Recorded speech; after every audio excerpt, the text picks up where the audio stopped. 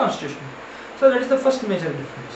Now the second major difference, please, so second one, see how fundamental rights have been constantly amended. In fact, there is one fundamental right, that is the right to property, Article 31, which has been removed from fundamental rights. So what is fundamental? So what is the definition of a fundamental right?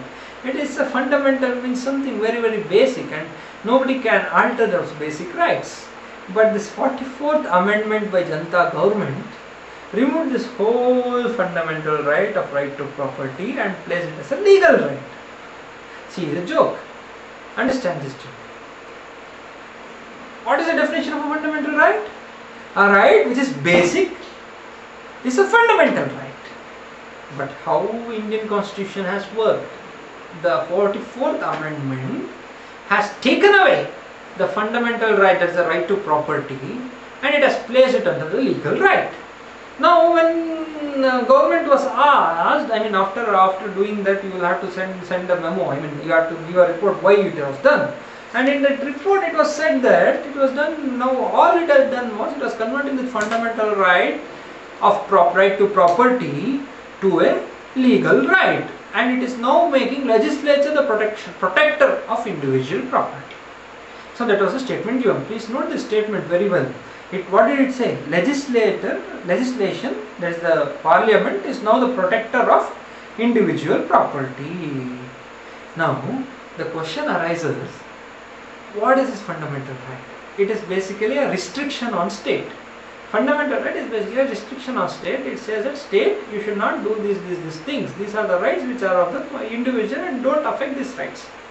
Now, if you are taking away one of the right and you are telling that legislature is the protector of the individual right, if we can assume that legislation is infallible, then what is this whole concept of fundamental rights? There is no need of fundamental rights. If you can assume legislation is infallible, it does not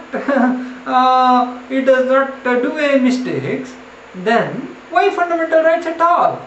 Right? If the same logic is extended. So that is one second major important point. So whereas in United States that is not the case. You cannot you cannot change, even to touch this Bill of Rights, it should pre-sanction of judiciary is required.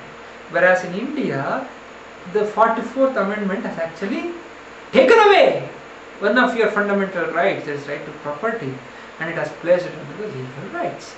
Then the third point, it is exceptions to fundamental rights. Please write it down. The third point is exception to fundamental rights. Article 31A, Article 31B, Article 31C, Article 31D. Now 31D has been repealed anyways.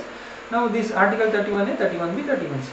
Now Article 31A and 31C are exceptions to the fundamental rights of Article 14 and Article 19.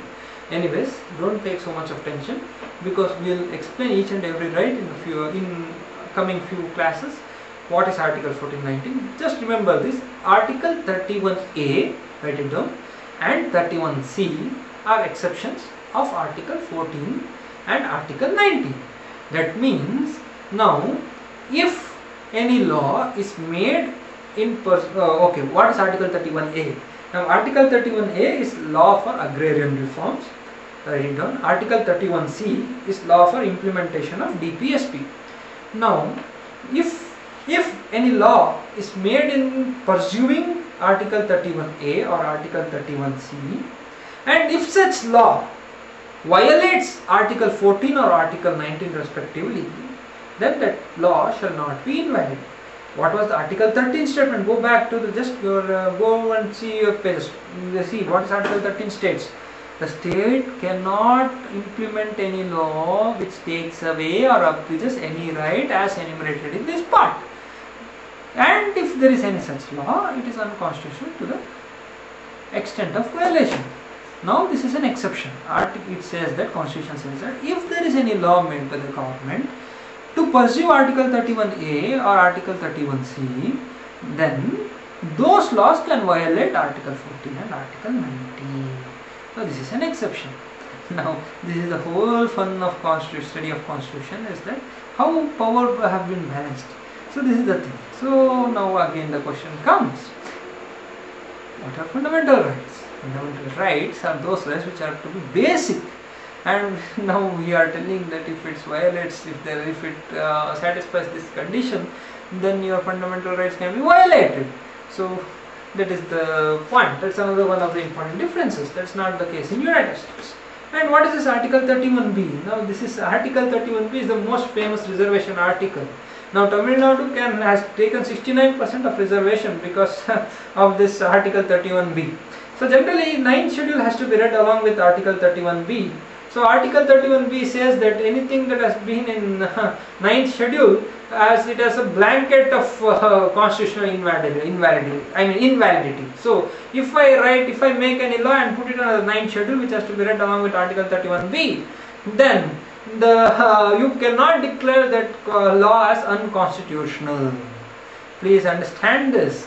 So all the government has to do to declare a law, to declare unconstitutional law, is put it under the article under the 9th schedule. If they place that some law under 9th schedule, then done. You cannot question that law on the basis of constitutional aggression or whatever, invalidity, except as long as it does not violate this basic structure.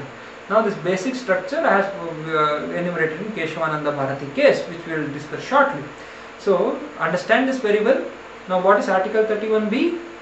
Article 31B is read along with 9th schedule.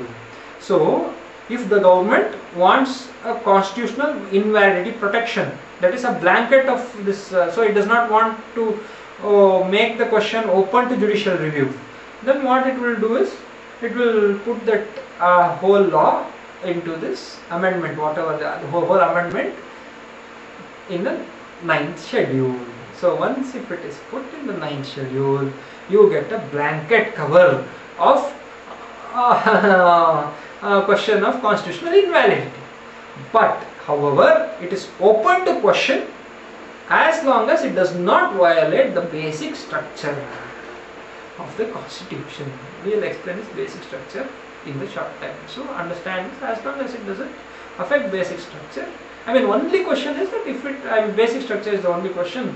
As long as it doesn't affect the basic structure of the constitution, it is good. It has been provided this constitutional protection from constitutional invalidity. So this Tamil Nadu is getting 69% of reservation, although it has been decided that 50% is the maximum reservation.